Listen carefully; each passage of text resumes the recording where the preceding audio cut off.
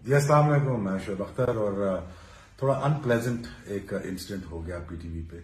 নাহিদ রানা বাংলাদেশের শোয়েব আক্তার। তার গতি দেখে আমি নিজেও অবাক হয়েছি। 152 গতিতে বাংলাদেশি কোনো পেসার বল করতে পারে এটা ভেবেই আমি অবাক হচ্ছি। নাহিদের 73% বল 140-এর চেয়ে বেশি গতির। সে তো বাংলাদেশের গর্ব। এবার বাংলাদেশি এই নাহিদ রানার প্রশংসায় পঞ্চমুখ পাকিস্তানের শোয়েব আক্তার। ইতিহাস গড়ার দ্বার প্রান্তে বাংলাদেশ।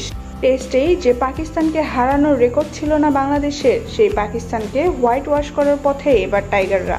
মাত্র 143 রান করতে পারলেই হোয়াইট ওয়াশ হবে পাকিস্তান। এবারের চলতি ম্যাচে পাকিস্তান বধের অন্যতম নায়ক নাহিদ রানা। তার বলে দিশেহারা পাকিস্তানের টপ অর্ডার ব্যাটসম্যানরা। এবার নাহিদ রানার প্রশংসায় পঞ্চমুখ পাকিস্তানের শোয়েব আক্তার। তিনি বলেন, 152 গতিতে বল করা সাধারণ ব্যাপার নয়। সে তার প্রতিটি বল 140-এর বেশি গতিতে করে। ওর বলের গতি, বাউন্স আর সুইংয়ের জন্য ঘাবড়ে গিয়েছিল পাকিস্তান। সে একাই পাকিস্তানকে নাকানি চুবানি খাইয়েছে। সে যদি টপ অর্ডার ব্যাটসম্যানদের উইকেট না নিত তাহলে ইনিংস আরও বড় হতো। এ যেন বাংলাদেশের শোয়েব আক্তার।